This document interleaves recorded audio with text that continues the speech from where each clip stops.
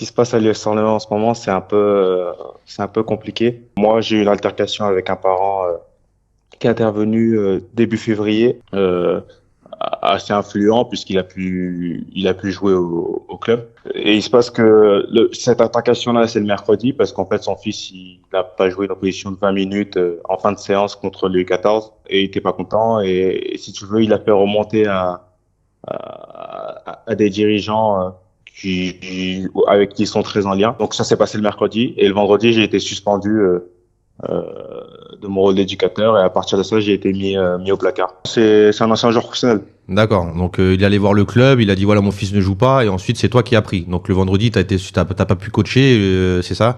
Et après ils t'ont viré directement. Ils m'ont pas viré directement si tu veux. En gros ils m'ont mis au placard pendant 2 mois à peu près et puis ensuite ils m'ont licencié pour faute grave.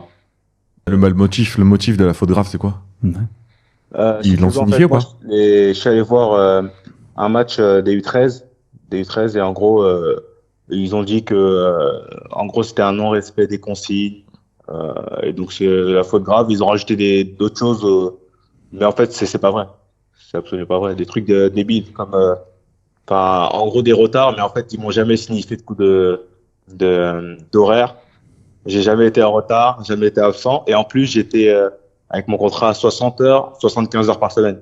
Moi, je voulais savoir, c'est surtout, enfin, enfin, comment dire, la raison pourquoi t'as pas fait jouer ce joueur-là. Bah, en fait, sur ce qui se passe sur le moment, c'est que avec l'éducateur de la catégorie supérieure, on est avant les surclassements et au départ, on devait faire une opposition sur la totalité de la séance. Sauf que moi, en fait, j'ai 24 joueurs.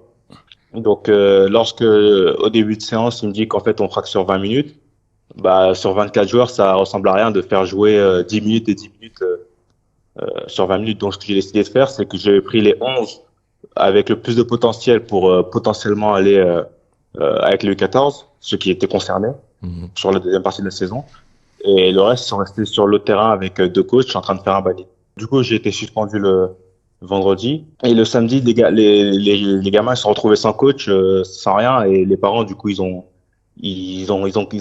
fait des courriers. Ils ont fait des courriers au club pour protester. Ils ont même fait, ils sont venus sur le parking confronter les dirigeants à 15, à Mhm. 10-15 pour demander des explications. Et en fait, c'est là où il y a eu des répressions, des choses où, en fait, il y a des parents, des enfants qui ont reçu des menaces, quoi.